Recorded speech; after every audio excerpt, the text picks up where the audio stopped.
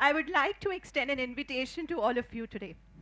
The invitation is to join me in a reflection by answering a few very simple questions. Are you ready? You have to be honest. Okay, great. So, my first question to you is, what if I were to ask you to go back in time and think about an incident, an event when you took a pause, listened to, and made someone smile? Just think about that particular moment of nurturance. Connect with it in all forms, shapes, in all its vividness. And now, as you are at it, I would like to ask you, how does it feel when you extend this act of compassion towards others? How did it feel that this extending act of compassion, how did it make you feel? Just be with it for a moment. Well, the smiles on your face say it all. Compassion, whether we are giving it or receiving it, does makes us feel good. And there is a science behind it, right? It's a proven fact. While this is a fact, another fact, an unfortunate one of our times, is how we are forgetting it. Thanks to our perception-based outlook, the busyness in the chase, pursuit of our deadlines, goals, and everything, we are slowly getting disconnected from this innate humane quality of ours. We don't have time to practice it, not just for others, but as a matter of fact, towards self as well. And often this leads to closed mindsets that we, don't pause, listen to, or feel for others.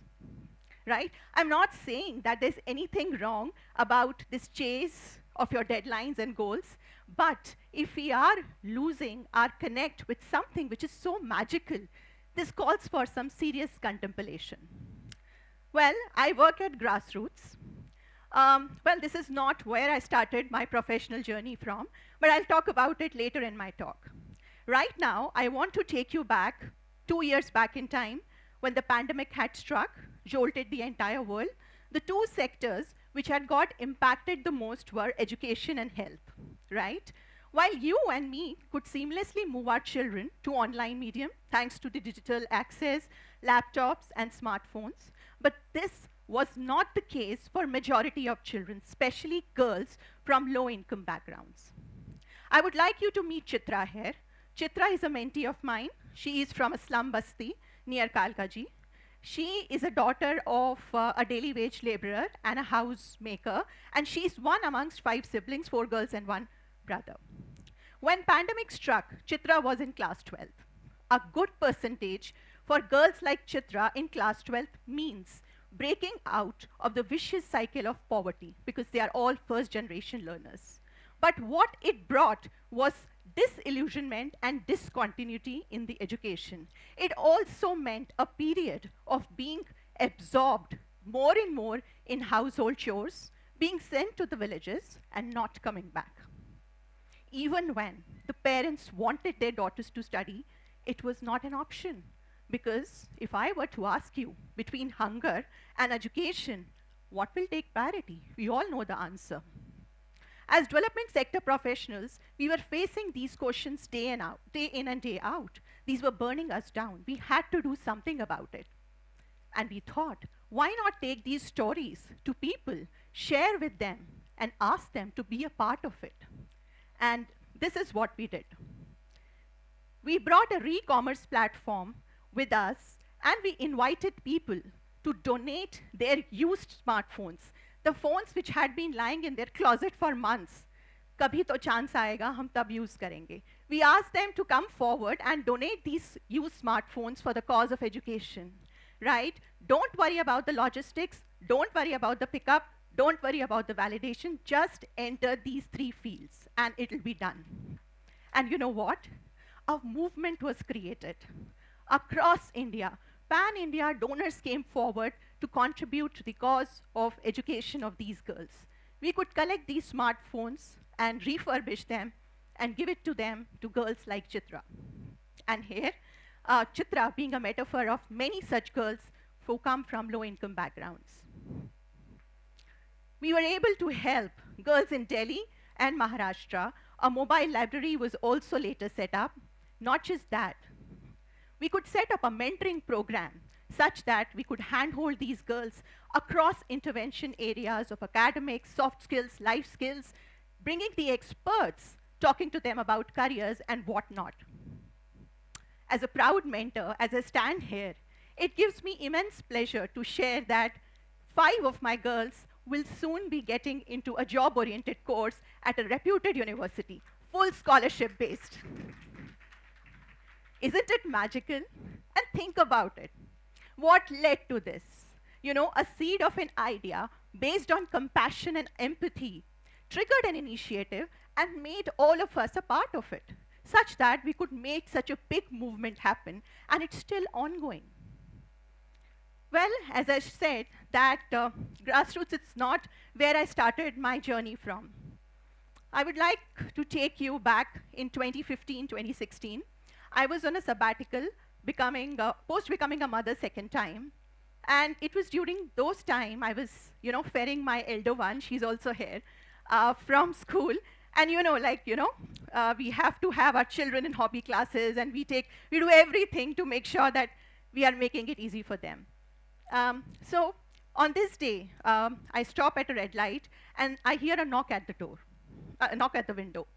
And there is this girl, 8 or 9 years of age. She points towards my daughter. And my daughter at that time is munching something and reading a picture book. And I think that she's hungry, so I offer her a pack of biscuits, but she still keeps pointing towards my daughter. And I just ask her, she says, "Didi, mujhe wo picture book chahiye." Think about it. This is an area within 1 kilometer radius of the school where parents like me, day in and day out, at least twice a day, pick and drop children. And there are these girls under the flyover. Nobody pays attention to them. Well, something moved in me that day. And as you say, that nothing happens in a day, some of my experiences of my formative years were also playing here. I was raised in a middle-class family. Both my parents used to work hard to provide for the education of me and my brother, the best of possible, whatever is possible. And within the limited resources that we have, they made sure that they gave back to the society. And one of the ways that they did was by paying for the school fees of Sheila Auntie's daughter. Sheila Auntie used to come and work at our home to the household chores. Often it used to happen that Sheila Auntie didn't come for work, and instead her daughters came to fill in for her work. I used to ask my parents, why didn't she come, and why are her daughters filling for her? Well, they used to answer me, but it was in later point in time I understood that Sheila Auntie's bruised face, swollen hands, and unkempt look had a story, which was a story of so many women in her basti. Her daughters, something moved in me because of seeing them come to work. I started tutoring them on maths and English. Well, life moved on. It was good for me. I was a topper throughout, academics, extracurricular, head girl, and then became president at my college. There came a volunteering opportunity at my college to volunteer for helping blind students. There I met Resham. Resham was a blind student, and she became my window to a world where disability, gender discrimination, and poverty led to a whole lot of stigma and discrimination. I often used to challenge the status quo and ask, we don't have choice as to where we are born, right? But when these variables come into the play of poverty and being a girl and being disabled, their limit is not the sky. But we can make it easier for them. Why is it so hard for her or Sheila Auntie's daughter? Well, everything just came together, and it came as a true calling for me, and I didn't go back to my corporate career where I was doing brilliantly well for the first 13 years of my life, and I joined a very small grassroots organization. And today, I work day in and day out with girls like Resham and Sheila Auntie's daughter, and compassion is the one which holds me together. Because think about it, right? Compassion is the heart of inclusion. be it grassroots, your boardrooms, or day-to-day lives. Unless, we feel for others, unless we are empathetic towards others, we can't take that to our organizations as well. Well, but it isn't easy. I understand. Why? Because often compassion is associated with weakness, isn't it? But let me take this platform today, a very important one, and assert that compassion is not weakness. It is an act of courage which is born out of empathy and motivation to alleviate suffering and make it better for others, right? Have you seen children? Many children are here in this platform, in this room today. Have you seen their world? How, just they're apart from all the biases and prejudices. So we thought, right, if we have to take these conversations forward, why not tap to the world of children where compassion exists in its purest form? And this is what happened. My Act of Heart, right? My Act of Heart is a global anthology, and I would like to share about the vision of this book. So it is a book which has real acts of compassion from children from across the world. So India, Jordan, Singapore, Pakistan, of course different parts of USA and different parts of our country. And these are the stories which are based on the real acts that children have done. And think about it, compassion is a thread which binds these children across diversity, differences, ethnicities, religions. They are all feeling for something and doing it to make better for others. So there is 12-year-old in Australia who's writing letters to homeless people to make them feel better. There is somebody, a 10-year-old girl in Hyderabad who has created a movement to create awareness about LGBTQ community. There is a 15-year-old in Hyderabad who taught us lessons on self-compassion. Think about it. How incredible is this? The children are teaching us how compassion is courage, and it is a thread that binds us all. Right? Now you may ask me that, compassion needs practice. It's a muscle. It doesn't come to us easily. Of course, it's innate, but we lose it as we grow, and thanks to the conditioning that we are put to. So how do we do it? How do we build this muscle?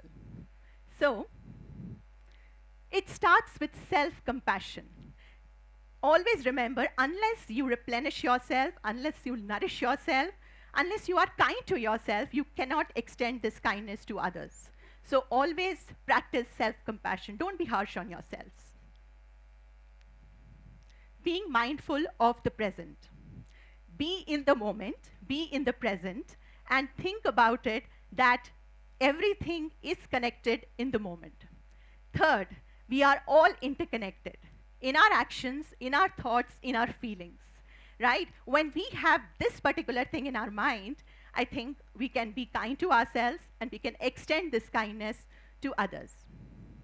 Now, I would like you to, leave you with a tool, but first, an important thing, that we are all change makers here, right? We're trying to bring positive change in all our different spheres of life.